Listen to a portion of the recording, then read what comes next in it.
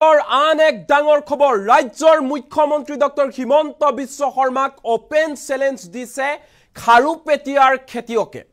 কালি দেখিবলৈ পোৱা গৈছিল নৱবৰ্ষৰ পহিলা দিনটোতে ৰাজ্যৰ মুখ্যমন্ত্ৰী হিমন্ত বিশ্ব শৰ্মাই খাৰুপেটিয়াৰ খেতিয়কসকলক উদ্দেশ্য কৰি কেতবোৰ বিস্ফোৰক মন্তব্য কৰিছিল যে খাৰুপেটিয়াৰ খেতিয়কসকলে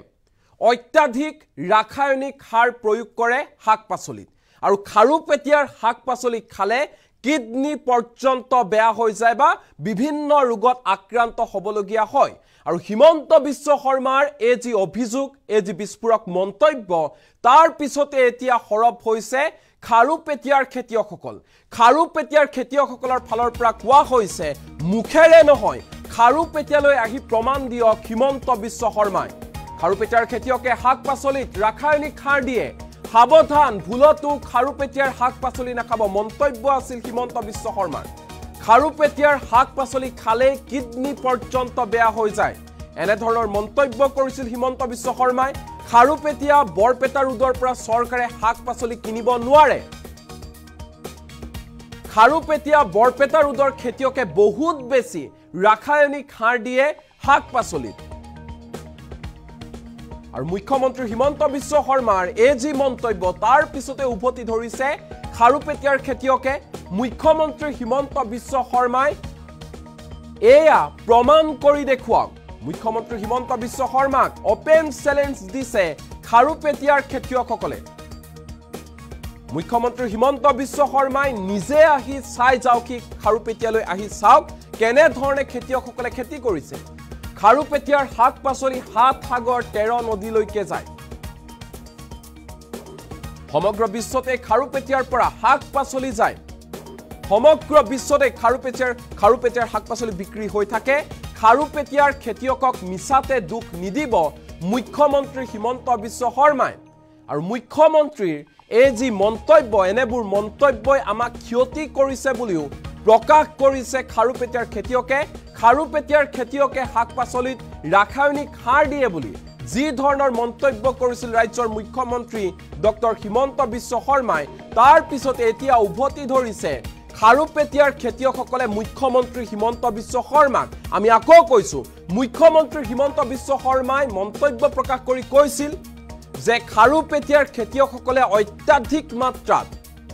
শাক-পাচলিত ৰাসায়নিক সাৰ প্ৰয়োগ কৰে জৈৱিক সাৰৰ হলনি ৰাসায়নিক সাৰ দিয়ে শাক-পাচলিত হিমন্ত বিশ্ব শৰ্মাই মন্তব্য কৰিছিল যে খাৰুপেটিয়াৰ পৰা যদি আমি শাক-পাচলি কিনি আনো চৰকাৰে যদি কিনি আনে তেনেহলে ইয়াৰ পিছদিনাখনি চৰকাৰে জবাবদিহি হ'ব লাগিব যে ইনজেকচন মৰা শাক-পাচলি কিয় বিক্ৰী কৰি আছে চৰকাৰে হিমন্ত বিশ্ব শৰ্মাৰ ফালৰ পৰা স্পষ্ট ৰূপত কৈ দিয়া হৈছিল খাৰুপেটিয়াৰ পৰা শাক-পাচলি চৰকাৰে কিনিব নোৱাৰে সমান্তৰালকৈ হিমন্ত বিশ্ব শৰ্মাই এটা কথা উল্লেখ কৰিছিল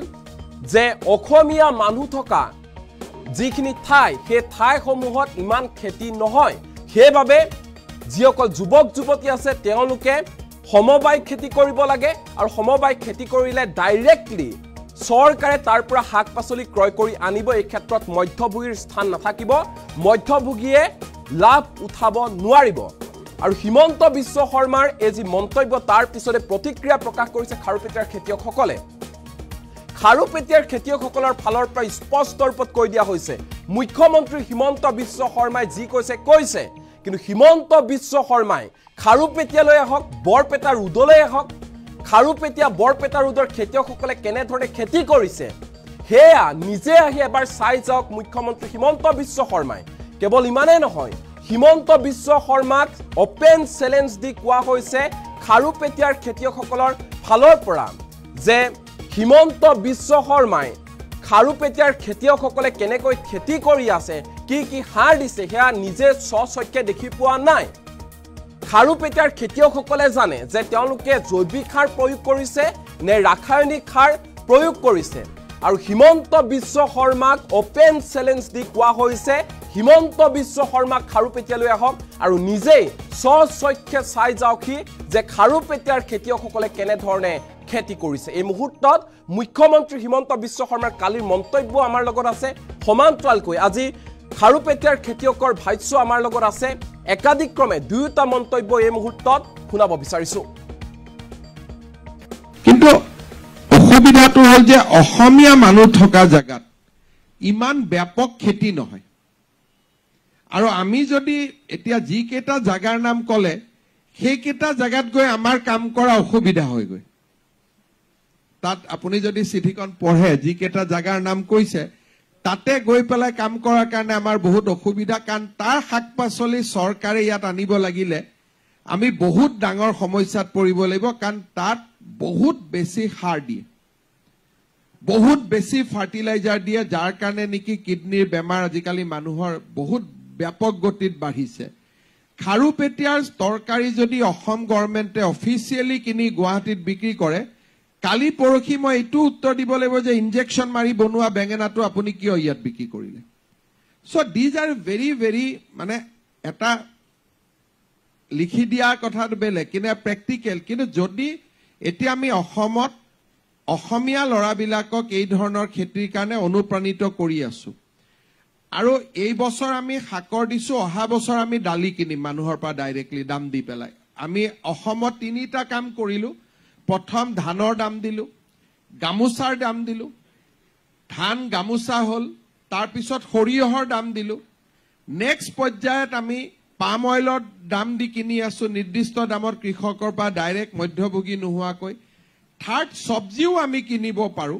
যদি এনেকুৱা অসমীয়া যুৱকে ক্লাষ্টাৰ খেতি কৰি আমাক অনুৰোধ কৰে আমি ডাইৰেক্টলি তাৰ পৰা কিনি লৈ আহিব পাৰো আমাৰ গৰুখুটিৰ বস্তুটো আমি ডাইৰেক্ট গুৱাহাটীত লৈ আহোঁ মধ্যভোগী সোমাব নিদিও বা কন্যকাত যিটো পদ্ম হাজৰিকাই কৰে তেওঁ ডাইৰেক্ট বজাৰলৈকে লৈ আহে তাত মধ্যভোগীক ৰখিব নিদিয়ে সমবায় হয় গতিকে লাৰ্জ স্কেল অসমীয়া লৰাই যদি সমবায় কৰি খেতি কৰে আমি ডেফিনেটলি তাক গুৱাহাটীলৈকে লৈ আহিব পাৰো আৰু গভৰ্ণমেণ্টে খুব ভাল পাব কৰি পেলাই গতিকে মই দিবাকৰ শৰ্মা ডাঙৰীয়াৰ এড্ৰেছটো ল'ম অতুল বৰা ডাঙৰীয়াই কালি তেওঁক মাতি আনিব চেম্বাৰত তেওঁৰ পৰাও আমি পৰামৰ্শখিনি ল'ম অসমৰ মুখ্যমন্ত্ৰী ডাঙৰীয়াই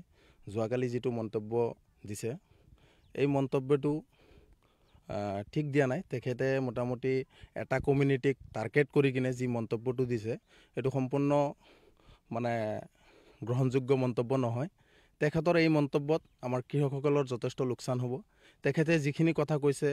মানে কীটনাশক বিষাক্ত কীটনাশক সাৰ এইখিনি ব্যৱহাৰ কৰি কিনে যিখিনি উৎপাদন কৰি আছে এই উৎপাদনখিনি মানে গোটেই অসমৰ মানুহক খুৱাই আছে বুলি যি এটা মানে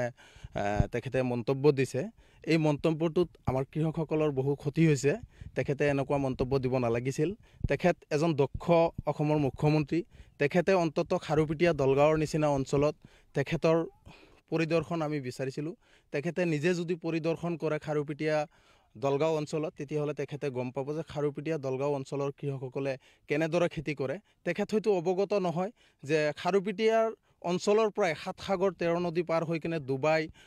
লণ্ডন আদি ৰাষ্ট্ৰলৈ ইয়াৰ পৰাই মানে পাচলি ৰপ্তানি হয় আৰু তেখেতে যিখিনি কৈছে যে মানুহৰ স্বাস্থ্যৰ ক্ষতি হোৱাকৈ খাৰুপেটীয়াৰ খেতিয়কসকলে বিষাক্ত কেমিকেল ব্যৱহাৰ কৰে তেনেকুৱা যদি বিষাক্ত কেমিকেল আছে তেখেতৰ বিভাগ আছে তেখেতৰ জৰিয়তে এইখিনি তদন্ত কৰিব লাগে আৰু বজাৰত যদি অবৈধভাৱে কিছু বস্তু বিক্ৰী হৈ আছে এইখিনি দায়িত্ব কিন্তু কৃষকৰ নহয় এইখিনি দায়িত্ব চৰকাৰে এই ক্ষেত্ৰত হস্তক্ষেপ কৰিব লাগে আৰু এইখিনি ওলাব লাগে এইখিনি লৈ কিনে কৃষকসকলক টাৰ্গেট কৰাটো মোটেই ঠিক হোৱা নাই আমি ভাবিছোঁ যে আগন্তুক পঞ্চায়ত নিৰ্বাচন আহিছে এই পঞ্চায়ত নিৰ্বাচনত মানুহখিনিক টাৰ্গেট কৰি কিনে তেখেতে যাতে